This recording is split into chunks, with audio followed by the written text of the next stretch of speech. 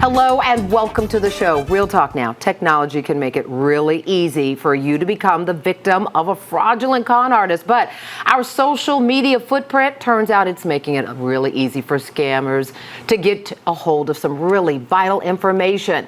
So here to help us break it down is Bank of America representative Dawn Roden. She has more than 20 years of experience in consumer banking and investments. Howard University grad, is also in the business of helping people reach their financial goals without somebody else reaching for your money who doesn't have any business with it, right? Absolutely. Thank you so much for joining us today. It's good to be here. So listen, I love that you have brought some really good examples that I think everyone is going to recognize we've been guilty of in terms of what we post, right? Yeah. Let's get started. Let's dive in. Very good.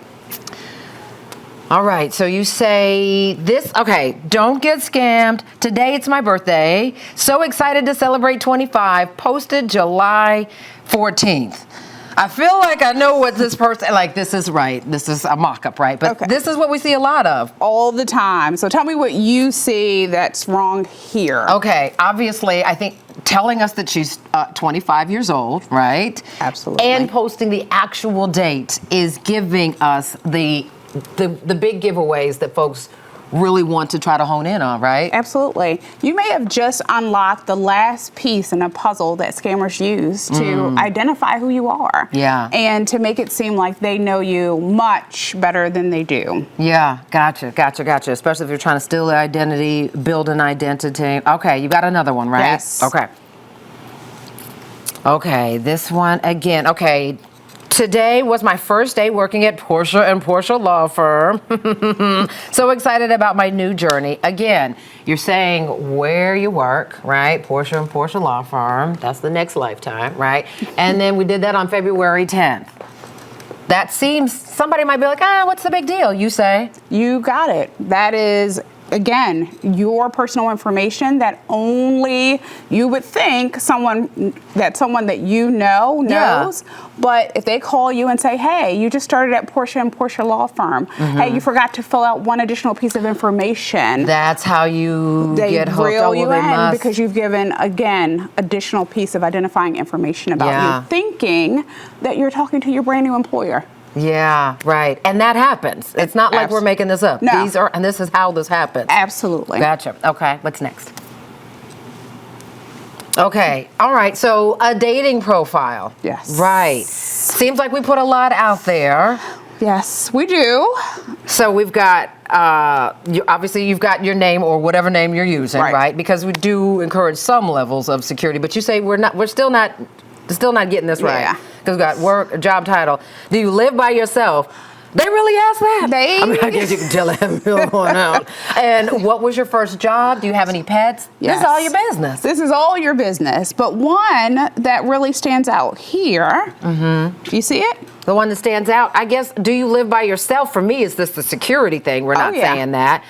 And do you have any pets? Feels like that's that one could be tricky, so yes. I feel like that's the one, though, if everybody's like, well, I'm a dog person, I want to meet a dog person. Exactly, and people think that's what they're doing, but dogs and children are common passwords that people use. I am picking up what you're putting down. That is right. Yeah, so unfortunately, yes, you do want to try to find your perfect mate by putting all of the details out there that you think might attract the right person. Right. And unfortunately, you might be just attracting scammers. Gotcha. So just like you used a fake name, don't put the pet names.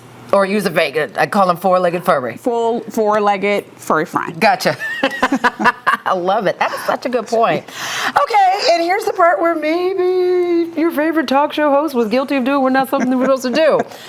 You say, cool, you bought a house. I'm thinking I'm inspiring other women in their 50s to buy their first home. You say... Well, one, congratulations, and you absolutely are inspiring other women. Right, but... You also are opening yourself up to fraudulent calls by people who will say, hey, I'm calling from the home warranty company. Let me help you set up your utilities. And those calls sure did light up. Exactly. I just figured it was a given. Right, and you're thinking, well, they have to know or they have to be associated with my real estate firm or something reputable because I just bought this home. Which means you then start giving information, right? You start Exactly. filling out these forms and start putting all this information. And those things that come in the mail, they really do look like the real deal. They do. So just quickly, your advice then for making sure that you are, like, how do you know? Well, one, I always encourage people to use the resources that came with the reputable company that you worked with. The people you engaged with in the first place. The attorney, the title company. Gotcha. Go look for those numbers on the paperwork that you received at your closing and nothing else. Gotcha. Good point. Okay, I know you've got one more slide, right? Yep. Oh, right. Oh. That little vacation that we took, and I was excited to be out on the beach. I'm already guilty. All right, Bahamian delight. Go ahead. All right, Portia. I know. We all do it. We all want everyone to know that we have balance. Right. Yes. Right? That's what that was. That was me demonstrating balance.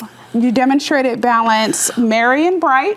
On December 25th. So now scammers know you are away from your home. Very far away. Yeah. Right. I live nowhere near the Bahamas. Right. And maybe they've even picked up some of your identifiable information from the rest of your feed. Yeah. So they might know your home. They know you're away from your home. It's just a very, very bad situation. It is. Yeah. It is. A good trip, bad situation. Bad post. Bad post. Thank you. Good Very information. welcome. All right, Absolutely. listen, you can stay with us. Yes. We'll be right back. You will not believe what happened to this beautiful woman. It was Stephanie's one fraudulent phone call that cost her a fortune. She didn't even know, and you won't believe how much these bad guys siphoned out of her account in just a matter of minutes. Stay with us. You're going to meet Stephanie right after the break.